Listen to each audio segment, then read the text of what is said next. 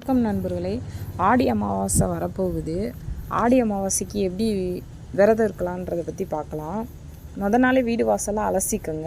அலசிட்டு மறுநாள் காலையில் சீக்கிரமாகவே எந்திரிச்சு குளிச்சுட்டு சுத்தபத்தமாக போய் வீட்டு பூஜை அறையில் விளக்கேற்றி வச்சுக்கோங்க. விரதம் இருப்பவர்கள் காலையில் எதுவுமே சாப்பிடக்கூடாது.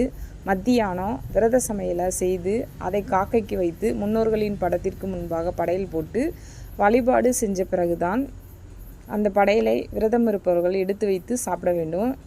இதுதான் விரதம் இருக்கும் முறை.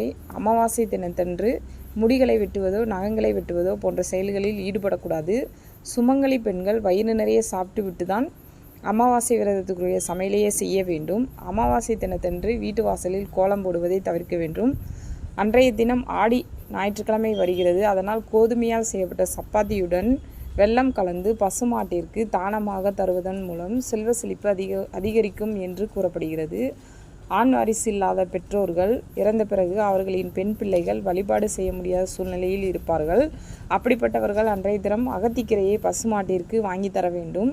மேலும் பச்சரிசி, வாழைப்பழம், வெல்லம் போன்றவற்றை பசுமாட்டிற்கு வாங்கி தருவதன் மூலம் மகாலட்சுமி தாயாரின் அருளால் பணவரமும் செல்வ செழிப்பும் அதிகரிக்கும். இதனால் கடன் பிரச்சனை தீரும். மேலும் நம்முடைய முன்னோர்களை நினைத்து இந்த முறையில் வழிபாடு செய்வதன் மூலம் நம்முடைய கர்ம வினைகளும் நீங்குவதற்குரிய வாய்ப்புகள் உண்டாகும். தடைப்பட்ட காரியங்கள் அனைத்தும் வெற்றிகரமாக நடைபெறும்.